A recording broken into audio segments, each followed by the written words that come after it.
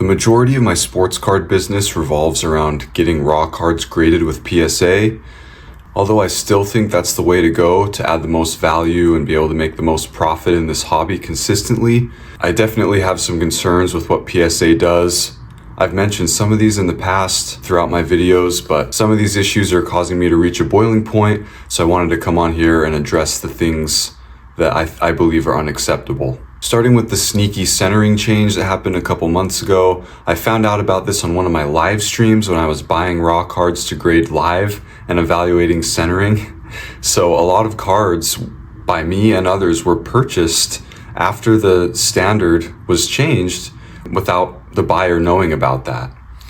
So I really think they should have come out with a statement about that. That was unacceptable in my opinion for a company of that size to make that significant of a change without announcing that. Going off of that, I've always felt, especially like this year with NFL Prism, that PSA kind of changes their grading standards with different sets as they come to know common flaws within that set. They're a business, they want people to submit all their cards to them.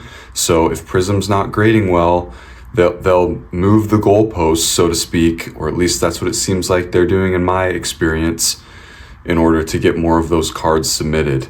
I don't think that a Prism card should be graded an 8 in January that's graded a 10 in March with the exact same flaws. Obviously, there's subjectivity to it. We can't erase all of that, but I'm talking by and large. Now we get to the stuff that really bothers me.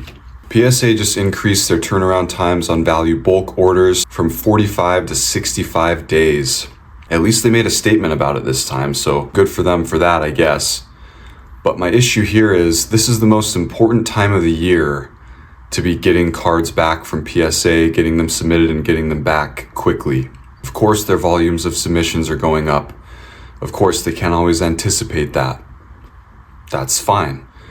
But going from 45 to 65 days, that adds another month, because these are business days. So 20 business days is a month, adds another month to the expected turnaround time. How do you go from 45 to 65 days?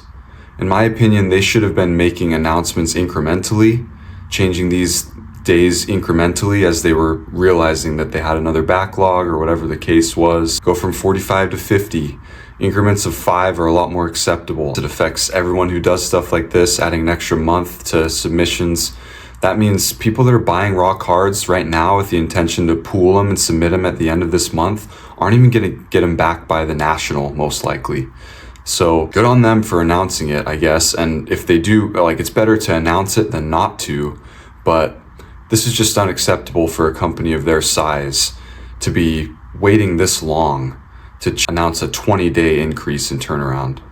Next thing, this is probably the thing that has bothered me the most about PSA, and I still cannot fathom how they logically have thought this through and how they think this is okay. But the fact that when your order arrives to PSA, they don't start counting the turnaround time from the day your order arrives.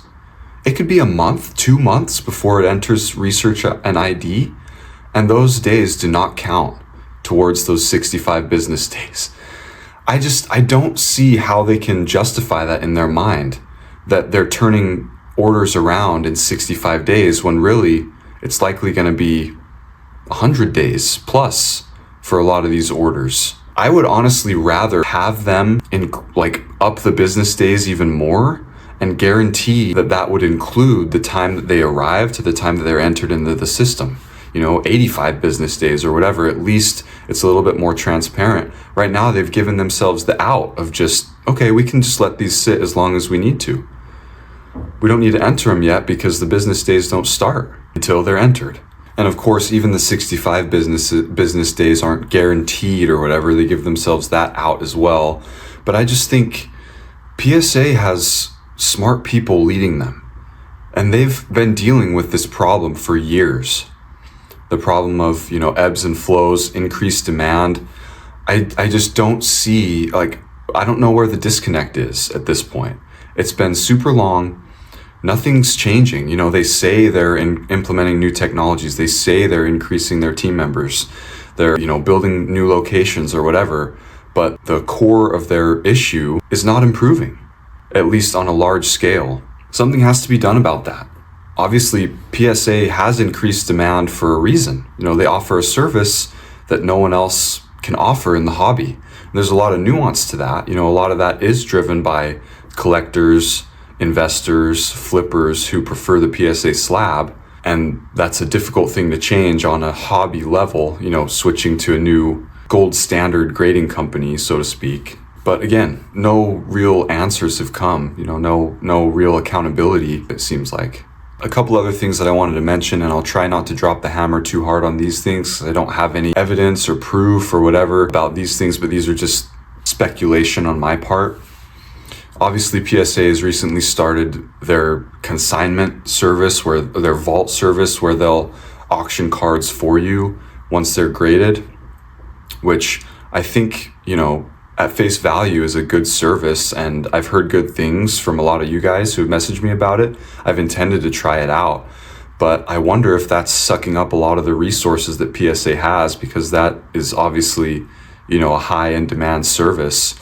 And in my opinion, if you don't have the resources to even keep up with the cards you're receiving, how do you think you can feasibly start an operation like that? Maybe they're outsourcing it to another company to handle a lot of that stuff, or a whole different team, but I kind of doubt it. I bet they're trying to grow that team now as well, just kind of doing these things on the fly at the mercy of people who are submitting cards to them. Customers that are paying them every year, subscribing to them, like myself and like thousands of others who are paying members of PSA and not getting high quality service. Which leads me to my last point. And again, just speculation, but I have read a lot on blowout forums about this.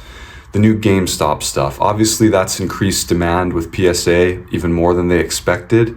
I do think that's a good service that they're offering.